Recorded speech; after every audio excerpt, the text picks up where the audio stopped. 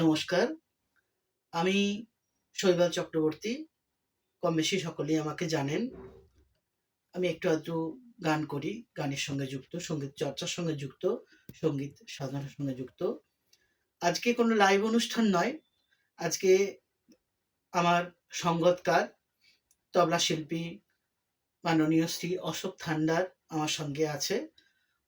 Ashok thunder আমার সঙ্গে আজকে গান কিছু আমরা ভিডিও রেকর্ড করব।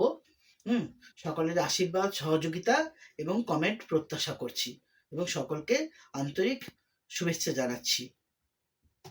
শুরু করি আজকের অনুষ্ঠান। খুব জানতে